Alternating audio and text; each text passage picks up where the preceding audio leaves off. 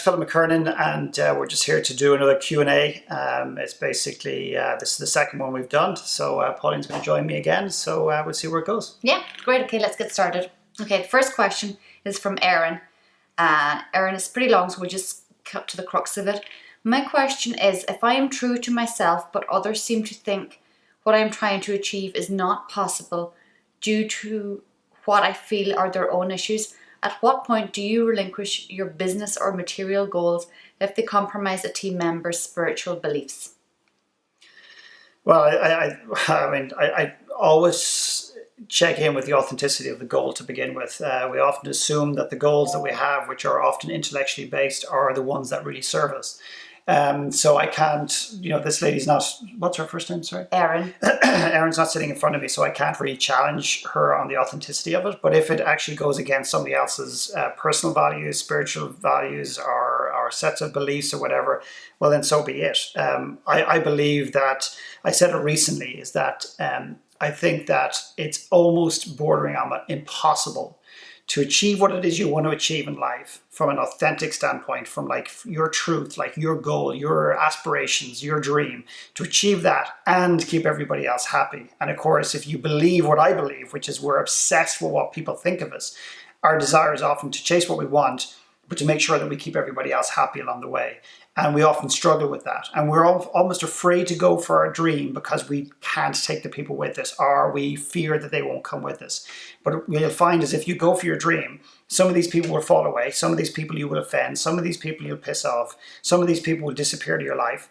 It's not always the case, but you'll probably find that is the case. But the people that you really are close to, your friends and people who really believe in you, will come on that journey, and they will be inspired by you and everything else. So you never give up on your dream for somebody else's spiritual, religious, or personal beliefs, ever, in my personal opinion. Yeah, they're just probably not on the right team. Okay, thanks, Erin. Let's move on to KB. How do you deal with fear of failure and so-called reality creeping up on you when you are trying to follow your intuition? Basically, how do you keep true to your original intention when you know you have financial and social obligations and the guilt and feelings of selfishness that start creeping through? So give me that again. There's a lot. There's a lot in there, yes. So there's how do you deal with the fear of failure when you're trying to, and so-called reality. So hang on a second. So is it a fear of failure? Again, we put it down. We put these, it's a fear of success, a fear of failure. Is it actually a fear of failure, or is it actually something else? It's not the fear itself. It's what lies behind the fear is the core of it. So I'd ask you to sit back and actually, is it fear? Are you just fear of success, fear of failure? Or is there something else that you're not? Because it's often easy just to pput down that term, but what's going on behind that fear? So rather than answer the question, I'm actually asking you a question. I'm putting it back on you. And I don't feel that. So just what is interesting as well, because that question goes on, it says, when you're trying to follow your intuition and when you're trying to do something, are you really in touch with your intuition? Yeah. Okay. Well, no, answer the question. No, you're not. No. You're not. Absolutely not. I'll just step. Actually, you don't need. You just do this. You just do this video. I'm just asking the questions. Okay. No, speak your truth. Yeah. The answer to the question is no. You can't try and follow your intuition. You can't try to get out of your head. You have to cultivate that. You have to. But the minute you put the word "try" in there, it means you're working too hard. You're forcing it. You're pushing it. So it means you're not living. You're not living in you're not living your truth. And therefore, that illustrates that the fears come in. I find personally that when I follow my intuition, when I get in those days, they don't happen all the time. I mean, it'd be great to be able to say they do, and I probably should say they do, because that's what you're meant to say when you're, sitting in a camera like this and you're doing, I suppose, what I do or what we do. But the truth is that there's days where I doubt what I do. There's days I wake up and I don't feel like as confident or as clear as I did before. But what I guarantee you, if you check those days, if you monitor those days, you'll find that you're more heady in that place. So the fears aren't necessarily, if this makes any sense, the things I would be concerned about is like, why are the fears coming in? What's the pattern? What days do they come in? What do they follow? Do they follow a night of binge drinking? Do they follow a day that you don't follow your truth, and so on and so forth? So you'll find that the doubt comes in on occasions when you go more into your head. When you live from a place of intuition, the doubt and the fear start to subside. But there's a final piece there about the money. Yeah, it's kind of following on from what you were talking about there. Basically, how do you keep true to your original intention when you know you have financial and social obligations and the guilt and feelings of selfishness start creeping through. Jesus, talk about pressure. I mean, guilt, social pressure, financial, whatever. Again, I don't know an awful lot about the story, and that's the one downside about this Q&A, is that I'd love to sit in front of that individual and that person and actually just start to ask them questions, like have them sitting here and ask them questions and pull it out. So a lot of expectation, a lot of pressure. I almost feel like, Jesus, it's like I feel the pressure myself on these questions. One of the things I often see is people have perhaps a dream, or they have the outline of a dream, but they also say, and I'll just create one that I was talking to somebody else earlier on that had this, is that they have some sort of dream or aspiration to speak and to coach and stuff like that. Not necessarily based on me, but maybe similar to some extent, whatever. But they also want to keep their lifestyle intact. They want to make sure that they have their car, that they have their holidays, they have their home. And these are all the attachments that hold them back. But again, my question is, how badly do you want it? How deep do you want it? Are you prepared to let all this stuff go in order to get it? Or do you want to achieve your dream and make sure that you keep your lifestyle as well? So I'm not just suggesting that's relevant to this individual question, but it's one that might be relevant to some other people. Okay, well listen, thank you KB for that. Hope that helps. And the next question is from Jedaminas. I hope I've said that correctly. How do you distinguish between intuitive and intellectual answers? I have difficulties answering a simple yet powerful question, what do I really want? I get too many answers, which is true. So how do you know, and I understand where this is coming from, how do you know if it's your gut talking or your head? Like, how do you just know? Is it a feeling? I think the answer... We got him, Jedaminas. Yeah, I mean, maybe. I mean, I don't have the answers to everything, but I mean, it's like... The question that this individual, I won't even try and pronounce your name, sorry, but the question that this person is asking is in fact the answer. So if you just read it again, how do you distinguish between intuitive and intellectual answers? So there's the answer. How do I distinguish? How? It's just all up here. I would say, and I'm not a gambling person. I was in Vegas recently. I was speaking and I spent 3 days in Vegas. I did not put $1 in a slot machine. Mm-hmm. Not that I'm against, I'm not a gambling person. However, I would gamble that this particular individual lives in their head probably 90% of their lives. They may not agree with that because they'll think it's something else, and that's the point. They'll think it's something else. And I think there is the biggest challenge. So I would forget about trying to distinguish where it's coming from.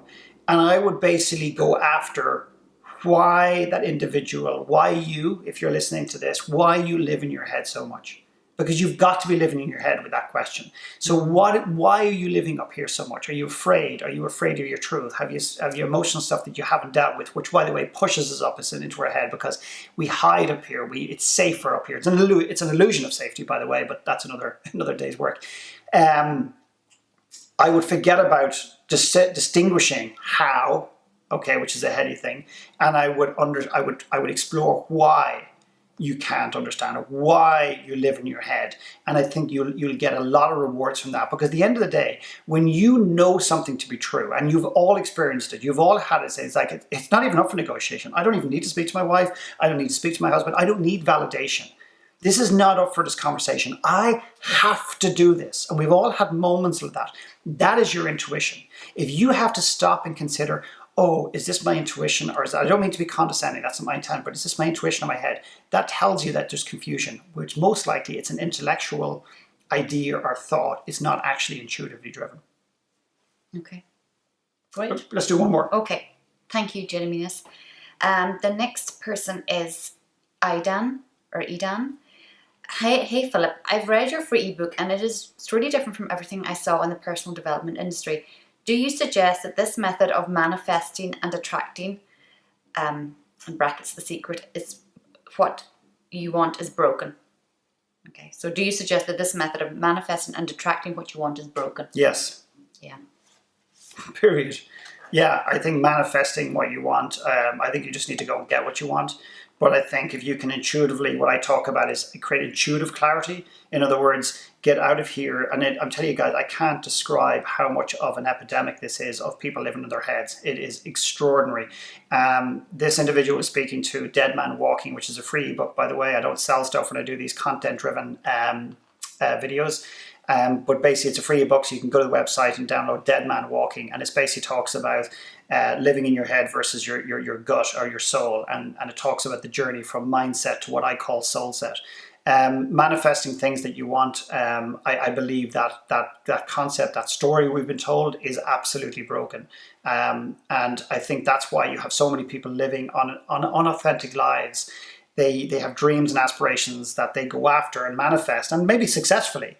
So again, whether you can do it and achieve it, I've achieved lots of things that I manifested, that I went after. So it works. That's the challenge. It bloody well works. But the problem is it what I want? At the core, is it part of who I am? Is it an expression of who I am? Is it an extension of who I am? And I don't want to get too deep and heavy, although it's probably too late for that in my life. But the biggest problem is we don't know who we are to begin with often. We don't know actually who we are at the core. You strip away the identity, you take away the business, you take away the job, you take the suit away, you take the car away, you take your neighborhood away, you take your wife, your husband, you take your kids away. With respect, who are you at the core? And as fluffy and as corny and as cliche as that might sound, you find out that, you figure out who you are at the core, and what you need to do in this world just becomes obvious. It becomes a no-brainer. It becomes like something you need to do. And by extension, would you say that you attract it then? Yeah, attracting it is a word that is I think you're more available to it, and I think you can attract more your possibilities, I suppose, and opportunities as well.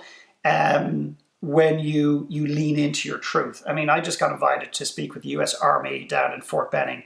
I've just been invited to speak at Harvard University. I've just been invited to another army base to spend 2 days to record these 2 days that will go out to every transitioning soldier in the world. US Army based. I've been invited to Napa Valley to speak at an amazing event. I've just got an email to possibly speak in New York. Are these things that are just manifesting themselves, or are these things I've gone after? I think it's a combination of both. Mm-hmm. So I speak and I take an opportunity. Somebody in the audience hears me, or is touched by it, and they get drawn in. So it's a bit of both. You can't just sit down and manifest and sit there and go, okay, hang on, I'm going to manifest a cup of coffee. I'm going to manifest a cup of coffee. That's a hint, by the way.